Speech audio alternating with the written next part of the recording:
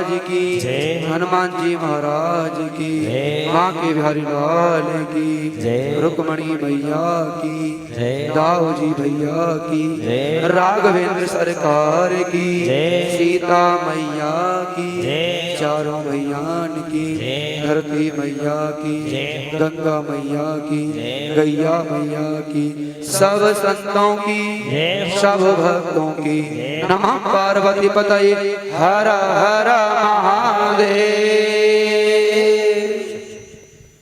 माता बहन सज्जनों, बड़ा ही सुंदर भाव और बड़ा ही सुंदर दिन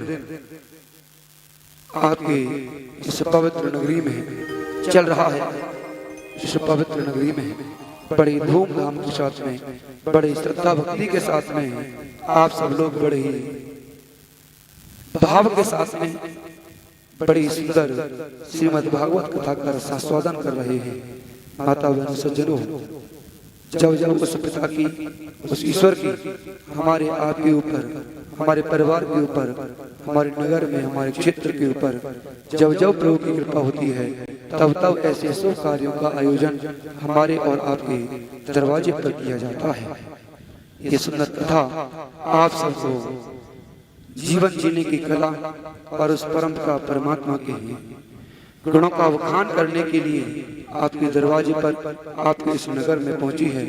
हमें बार बार उस परम पिता परमात्मा को धन्यवाद करना चाहिए और यही प्रार्थना करनी चाहिए, हे पिता, आपने हमें इस लायक समझा कि हम यहाँ बैठ करके इस पवित्र कथा का रसास्वादन करें और इस पवित्र कथा को हम अपने जीवन में धारण करने के लिए, इस कथा में बतलाई जाने वाली प्रत्येक बात को जीवन में धारण करने के लिए अपने आप को हम इसके लायक समझें। इसलिए उस पिता का बार बार हमें धन्यवाद करना चाहिए। आइए कल की कथा के बारे में चर्चा करता हुआ मैं उसी कड़ी में अपनी आज की कड़ी को जोड़ता हुआ आप लोगों तक कुछ संदेश देने का प्रयास करता हूँ। आप लोग बड़े ही ध्यान पूर्वक, बड़े आनंद के साथ में इस पवित्र कथा को सुनने के लिए अपने आप को श्रद्धा से परिपूर्ण करते हुए अपने मन में से, अपने दिल में से किसी भी तरह का जो विकार स्थित हो उस विकार को दूर करें। और आइए, कल हम लोग चर्चा कर रहे थे भगवान श्री कृष्ण ने अपने बाल जीवन में एक बड़ी घटना को आयोजित करवाया, जिस घटना को हम लोग गिरिराज जी के पूजन से, गोवर्धन पूजन के नाम से जानते हैं। माता बहनों सज्जनों, कल हम सब ने बड़ी श्रद्धा भक्ति के साथ में और अपने सामर्थ्य के अनुसार यहाँ गिरिराज जी का एक छोटा सा रूप बना करके हमने गाय के गोबर से गिरिराज जी का रूप बनाया और उस गिरिराज जी के रूप का हमने पूजन किया। माता बहन सज्जनों, ये छोटी छोटी सी प्रतीकात्मक जो विधियां हैं, कार्य हैं, ये हमें बहुत बड़ा संदेश दे करके जाते हैं। क्योंकि कल समय अधिक हो चुका था तो आप लोगों से मैं मुख्य रूप से गोवर्धन पूजा के पीछे क्या उद्देश्य रहा होगा और किस उद्देश्य को लेकर के गोवर्धन पूजा भगवान श्री कृष्ण ने बाल रूप में वृंदावन वासियों के साथ मिलकर के की, क्या भाव रहा होगा और वास्तव में इस गोवर्धन पूजा का वास्तविक रूप क्या है, इस विषय को लेकर के आज हम चर्चा करने वाले हैं।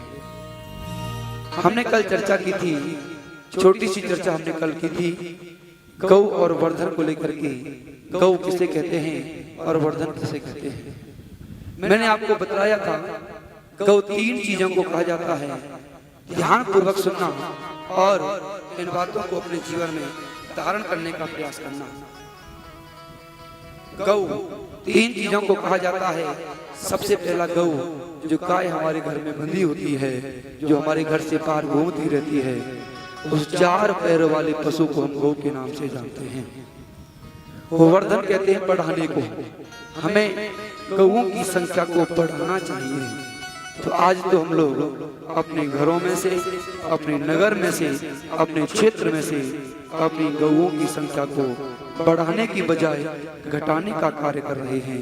आप कितने ही गोवर्धन का पूजन कर लेना, लेकिन जब तक आप अपने घर में गौ को स्थान नहीं दोगे तब तक आपका गोवर्धन की पूजा करना निरर्थक सा प्रतीत होता है, महसूस होता है। दूसरी बात कही थी, गौ इंद्रियों को कहा जाता है, हमें अपनी इंद्रियों को बढ़ाने का कार्य करना चाहिए। माता बहनों सज्जनों, आज की इस वर्तमान समय में इंसान ने इस गौ रूपी इंद्रियों को बढ़ाने की बजाय घटाने का काम प्रारंभ कर दिया है। इन इंद्रियों को भी हमें बढ़ाने का कार्य करना चाहिए, तभी जाकर के हमारा ये गोवर्धन का पूजन सफलता को प्राप्त होगा। और तीसरा काम, सूर्य की किरणें हमें प्रकाशित करती हैं, हमारे जीवन में प्रकाश लेकर के आती हैं। तो माता बहनों सज्जनों, अपने जीवन में अगर आप प्रकाश लाना चाहते हो तो अपने जीवन में ज्ञान को धारण करो। जैसे सूरज अपनी किरणों के माध्यम से इस संसार में व्याप्त अंधकार को दूर कर दिया करता है, वैसे ही आप अपने ज्ञान रूपी, अपने धर्म रूपी, अपने प्रकाश से इस दुनिया के अंधकार को, अज्ञान रूपी अंधकार को दूर करने का जिस तरह प्रयास प्रारंभ कर दोगे, उस दिन आपकी गोवर्धन की पूजा सफलता को प्राप्त हो जाएगी। माता बहनों सज्जनों, जब उस बालक ने अपने पिता नंद बाबा से कहा, बाबा हम सबको मिलकर के मेरे कहने से गिरिराज जी का पूजन करना चाहिए, तो नंद बाबा ने कहा, बाला तेरी बात को मान करके अगर हमने तेरे इस देवता का पूजन कर लिया तो इंद्र रुष्ट हो जाएगा, राजा रुष्ट हो जाएगा, और अगर राजा रुष्ट हो गया तो हमें अनेक प्रकार की समस्याओं से ग्रसित कर देगा। और वहाँ हमें प्रतीक दिखाई देता है, इंद्र बारिश के माध्यम से वहाँ उस पूरी वृंदावन क्षेत्र को इतनी बारिश करता है कि जो जमुना नदी है उसका जल ग्वाल वालों के घर तक पहुंच जाता है। तो माता बहन सज्जनों, आज जैसी ही बातें हुई, नंद बाबा ने अपने सभी गोपियों को बुलाया और निवेदन करने लगे कि लाला आज अपने देवता का पूजन करने के लिए कहता है, बताओ क्या विचार है। माता बहन सज्जनों, जब हम संसार में कोई पवित्र कार्य करना चाहते हैं, कुछ नया कार्य करना चाहते हैं, तो जितने लोग साथ में होते हैं कम से कम उतने ही लोग खिलाफ में भी खड़े हो जाते हैं। आज उस बालकृष्ण ने कहा कि हमें अपने जीवन में गोवर्धन की पूजा करनी चाहिए। जिस दिन गोवर्धन की पूजा हम प्रारंभ कर देंगे तो माता बहन सज्जनों, हमारे जीवन में वास्तविक आनंद प्राप्त हो जाएगा। लेकिन इस रूप को कोई समझ पाता है।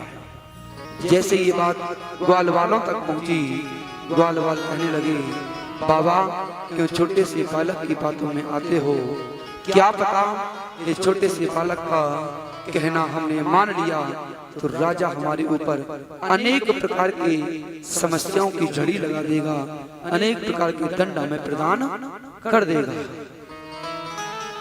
लेकिन माता बहन सज्जनों, बालकृष्ण कन्हैया अपनी बात को लेकर के अपने बाबा से जिद करता है, बाबा एक बार मेरी बात मानकर तो देखो, अगर आप एक बार मेरी बात को मान लोगे तो निश्चित रूप से फिर किसी समस्या का सामना करना नहीं पड़ेगा।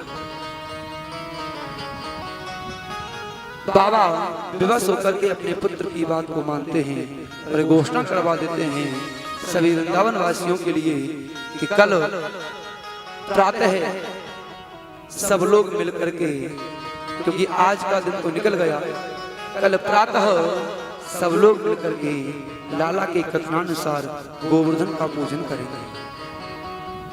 ओहो, आज सबने अपने घर पूरी पकवान बनाई और पूरी पकवान बना करके आगे आगे वो लाला कन्हैया चल रहा है और उसके पीछे पीछे सभी वृंदावन वासी चल रहे हैं। जब चलते चलते लोग थक गए तो कहने लगे, कन्हैया कहाँ है वो तेरा देवता, तेरा देवता कितने दूर रहता है, हम तो चलते चलते थक गए। कन्हैया कहने लगे, ज्यादा घबराने की आवश्यकता नहीं है, मेरा देवता पास में ही रहता है, थोड़ी दूर रह गया है, थोड़ा सा और प्रयास